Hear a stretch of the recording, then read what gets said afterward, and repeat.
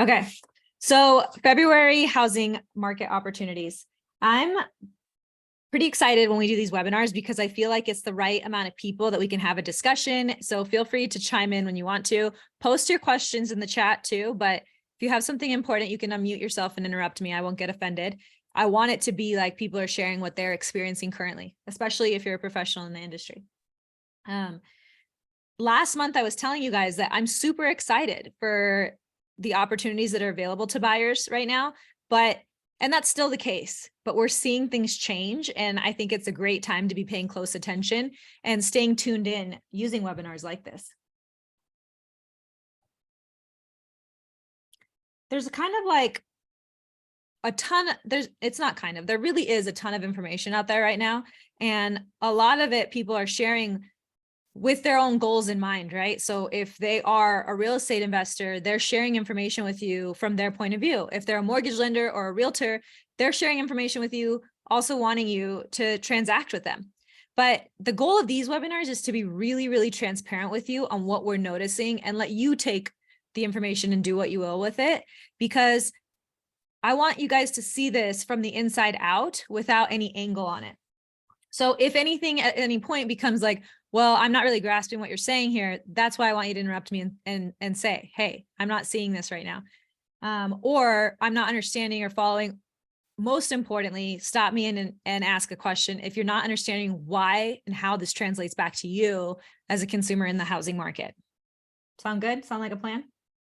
So I personally invest in real estate. My team does the same. We all are homeowners and we all are also active in the market, which has given us a bit of a unique perspective because we're not just selling mortgages. We're out there trying to acquire real estate as a passive income stream for ourselves, which I think makes us really credible because we're looking at this from the same lens that you are.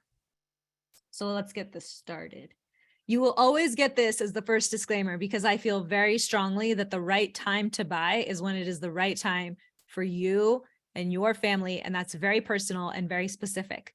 So while I am updating you on the market, I am not by any means telling you that you need to time it. I think it's great to stay informed on what's happening and let that influence your decision, let that inform your decision, and let that educate your decision. But you should not feel that you have to try to catch this falling knife because you know what happens when you do that.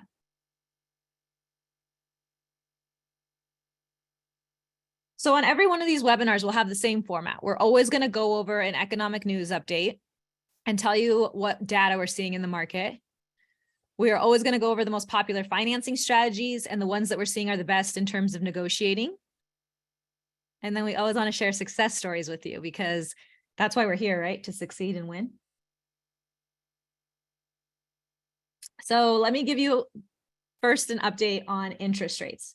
The Fed announcement literally just came out like an hour ago, and they proceeded with their rate hike as expected.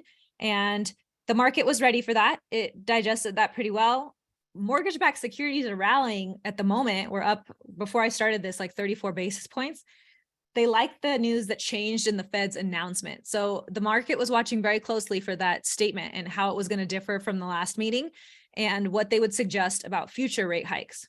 Everything stayed the same. They didn't change that much, but they said that they're going in determining the extent of future rate hikes. So meaning how often and how many basis points, they will be taking into account the impact of their previous rate hikes and like what's actually happening right now in the market. So the Fed gets a lot of shit for driving their monetary policy by looking at year over year numbers rather than month by month. So for example, they're looking at how right now compares to this time last year, but not taking into account, for example, that month by month inflation is down 3 months in a row. So you can see how that's kind of problematic because they get shit for this, because if you're looking at a year ago, but right now what we're experiencing is that inflation is already coming down, you're hiking rates looking at where it was a year ago, there's a disconnect. And that's why they get a lot of flack for it. The analogy is they're driving a car looking at the rearview mirror rather than looking forward through the windshield. Their announcement today said that they are going to look a bit more at the present situation in making their decisions for the next few rate hikes. So that's great news. And I think that's why we're seeing mortgage interest rates improve a little bit as of this moment. I think this kind of falls in line with what I was expecting in terms of last month. We went over 3 possible scenarios of what would happen with interest rates. And the one that I thought was most likely was that we would end up in a recession, inflation would continue to come down, and interest rates would come down as well. So let's put our money on that we see a rate with a 4 in the front at the end of the year. If it's 4.99, I'm still counting it as a win. The other thing I think that everybody needs to be aware of, and specifically if you're a realtor on this call, you need to be talking about, if you're a consumer on the call, you're already feeling this. If you're an investor on the call, then I have some good news for you about this. So affordability is the elephant in the room that everyone's kind of ignoring when they talk about real estate investing and when they talk about how this is a buyer's market and they talk about opportunities. And I hate that. Like, if you guys follow me, you know that like I hate rent shaming. I hate when people pressure people into buying. I'll come back to that in a minute. But affordability, we talked about previously, is based on wages, prices, and interest rates. And none of it is very pretty at the moment right now. So I think you need to be looking at this. If you're a millennial or you're anyone who hasn't bought a home yet and thinks that it's never going to be possible, I want to talk to you about a new strategy, and that is co-living. And you're like, that's not new, Shivani. I'm co-living with my parents right now. But I mean, you can buy a house with a partner, and it doesn't have to be a partner you're sleeping with. Like, you can buy a house with a friend. You guys are renting together, right? You can buy a house and become real estate investors together. Owning 50% of something is better than owning none, zero. So I think that this is something that we need to be educating our clients on and talking about how they can set this up safely, how they can consult with a lawyer and have a cohabitation agreement in place, and how it can all be done from a very responsible point of view, and let them start building wealth, even if they can't do it alone per se. And if you're an investor on this call, you should be looking at properties and also taking into account how much you might be able to rent it on a per room basis versus renting the whole house. Because if you think about this, you get to collect kind of like double or triple rent on the common spaces of the house if you're willing to rent to each individual room and collect a better cash flow monthly than if you just rented the whole house to, say, one person or one family. So I think that's something to pay attention to right now as we're watching affordability really closely, is how can we change the way people get involved in homeownership and the way investors make it pencil. Oh no, go back. So the next thing, and it'll be a big takeaway from today's webinar, is urgency. And I don't mean this kind, even though I am known to hold it a bit too long. I'm talking about like time urgency. So again, I don't like to put pressure on anyone. So I'm going to make this clear why urgency is an important takeaway from today's call. But first, I want Sandy to share her own personal experience, because if you've been following along, Sandy sold a rental property this year, and then she was looking to 1031 exchange those funds to avoid capital gains tax into another rental property to continue building her real estate portfolio. But as of our last call, she had been beat out in a couple of multiple offer situations and then had her offer accepted. So Sandy, bring us up to speed. Hi, everyone. Yeah, so a lot of you have been following along with my journey in the real estate world. So I ended up canceling on the house that I was in contract on. The inspections came back and there were some expensive updates and repairs that needed to be made, and it ended up just not penciling for me. So that's kind of the big takeaway. If you were an investor, you have to look at it really from the numbers and less so from an emotional standpoint.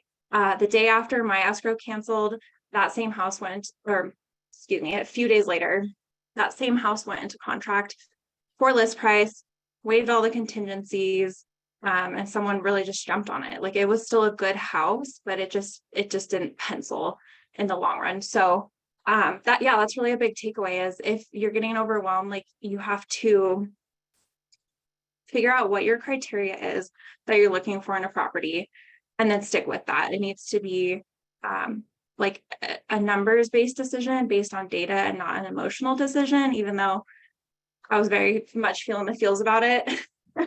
So if that's overwhelming for you, that's something that, we can help with as well. So it definitely, there's a lot to go into it. But you just need to stick to your guns.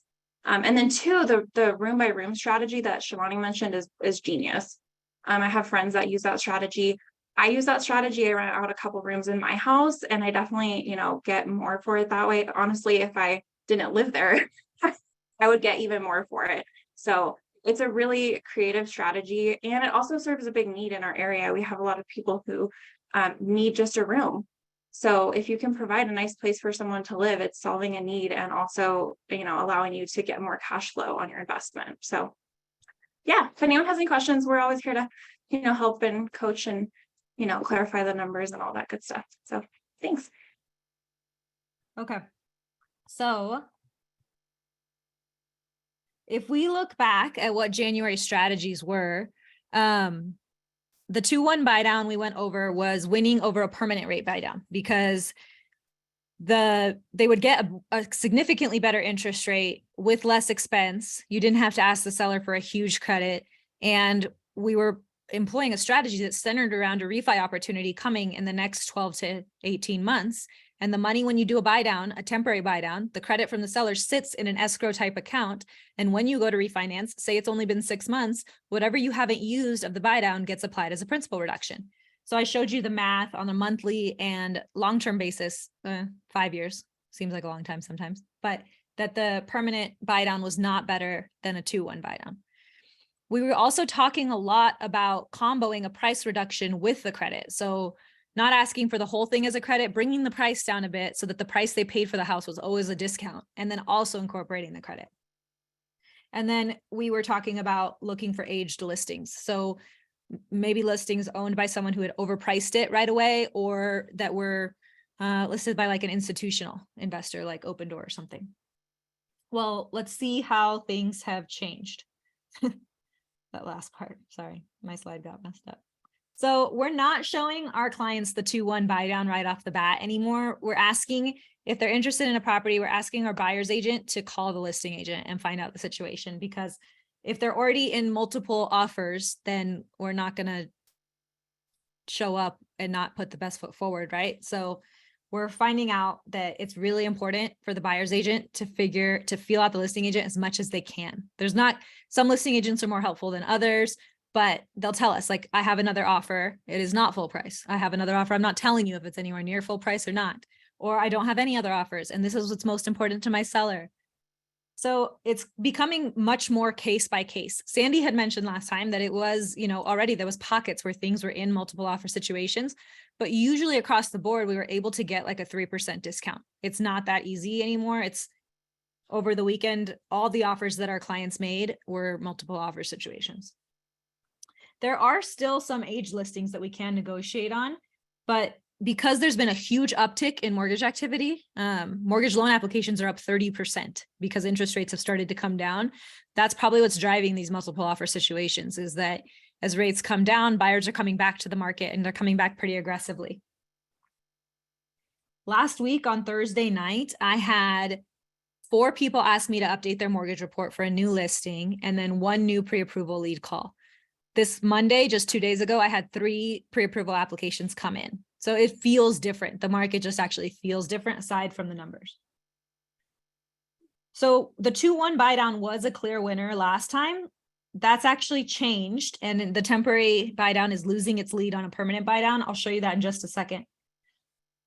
Also, a reason that that's probably losing its advantage is because right now, as interest rates come down, if we take like a $10,000 credit from a seller, we can get your rate pretty freaking low. We can get it in the low 5s. So, and this is again, just kind of generically talking. This is all very specific to what your credit score is and how much you're putting down and the price point you're at.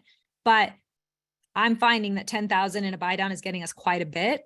And that's permanent, right? So when we were talking about a refi window and considering how the 2-1 buy down is advantageous there because you don't waste any of the credit, I can now buy you down to where we think rates are going to be at that refi window, meaning you would not have to refinance in that time. So that's important to keep in mind, right? Because we handle your refinance for free when we do your loan. Not all lenders do that. So you would have closing costs attached to it.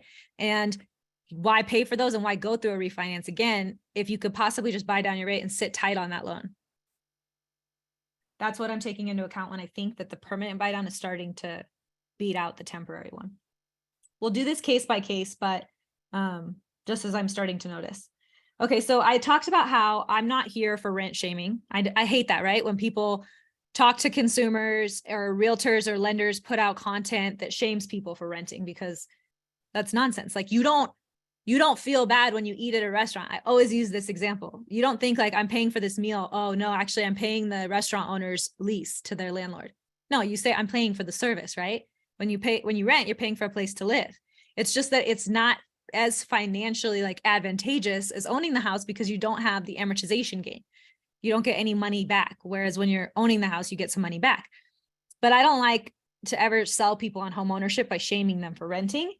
The same thing happens with my sales process. I don't want anyone to ever feel pressured to buy a house. That's why I say the right time to do it is when it's the right time for you specifically. But right now I have to put some pressure on you because there's some big shit happening.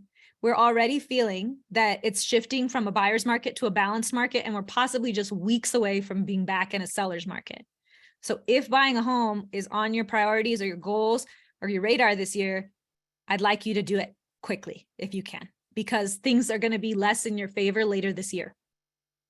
There's also big loan level price adjustments happening to interest rates, and it's going to change the way you qualify for a rate. It's not that the rates are going to be higher.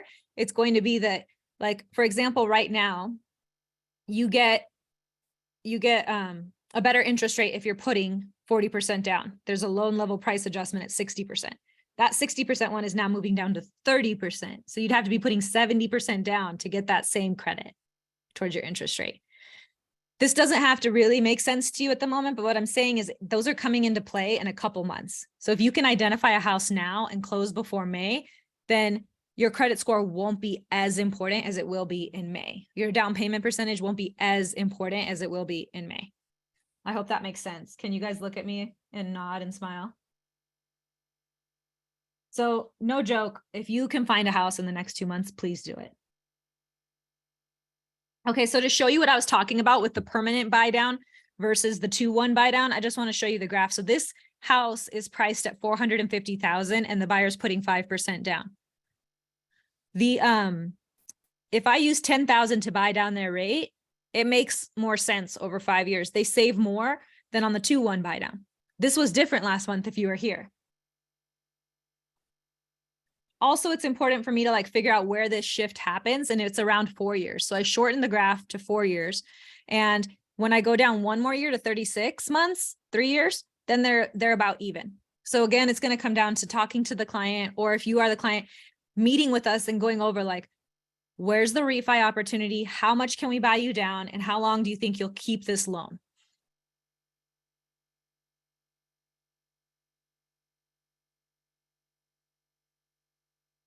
If you are on the fence right now about whether or not to buy, or you're a realtor on the call who has clients on the fence, we will literally call them and get them off the fence, because I feel so strongly that there has to be a sense of urgency right now. And that's why I wanted that to be the biggest takeaway of this call. We only have a few minutes left, but I really want to stress that if you're not understanding the urgency of this shift we're seeing in negotiating power, and also the upcoming changes, if you'll be using financing to buy a home and how your interest rate will be priced, then I would love to talk to you further and help you understand why it's important that you take action quickly and why you could get a significantly better deal on a house and better terms on your mortgage. And if you're a realtor, like I said on this call, literally we will cold call your clients who have said that they're not going to buy right now, or they're on the fence, or they're waiting this out. We will call them and get them off the fence for you, because I want people to win in this market and our window's closing. Because I always want to end things like on a happy note. Before we jump into a quick Q&A and discussion, Taylor is going to share a recent success story that we had with one of our clients. So one of our clients did take advantage of the 2-1 buy down, and it was beneficial, and it's more in the terms rather than the price and the rate. This client did also walk into 200,000 in equity because they have a great team on their side negotiating not only the price but that seller buy down, and having this window to be able to do it. And it's just amazing to see how you can benefit from current terms and the right team behind you, and it's just exciting. Awesome. I was trying to help the people on the live be able to see you, but Instagram's super glitchy right now. Okay, so let's dive into a quick Q&A, and anyone who has any questions, let me know. But yeah. You can unmute, tell me your thoughts, tell me your deepest, darkest feelings.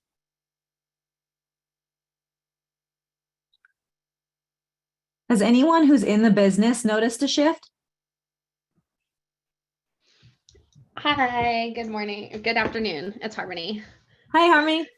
Hi. I noticed a lot of realtors on here as well, and I'm just curious on like the opposite side of like the buyer side. Are any of the realtors like holding on to listings that we're going to be seeing like an inventory increase in the next month or two? Just kind of curious.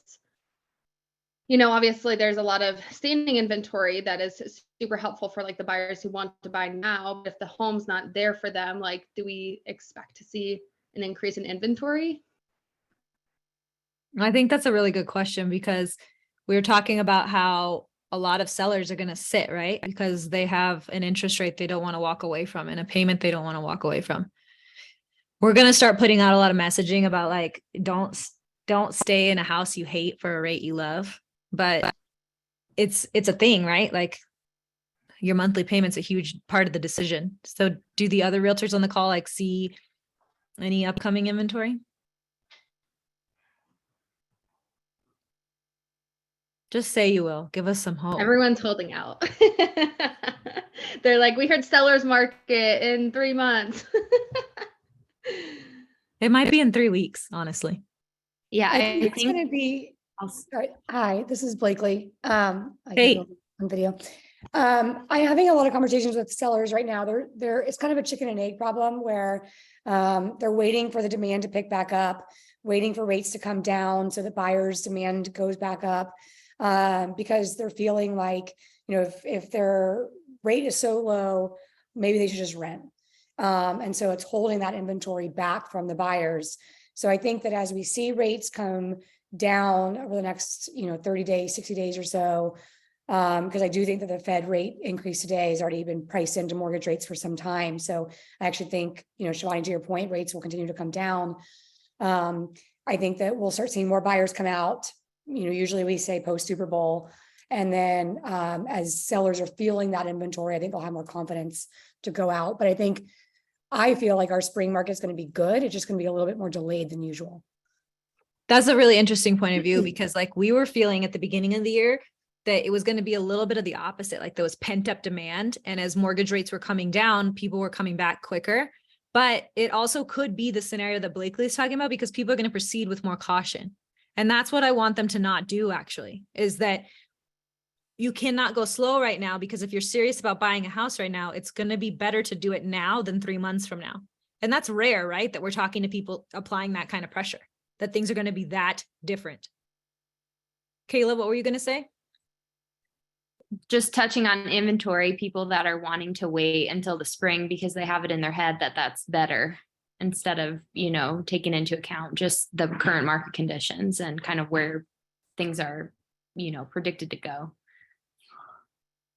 I think that there's a ton of like misinformation out there for both buyers and sellers. Mm-hmm. And the more conversations we can have showing what's actually happening, the better. So I was just wondering, like, is there any consumers on this call, or is it all realtors?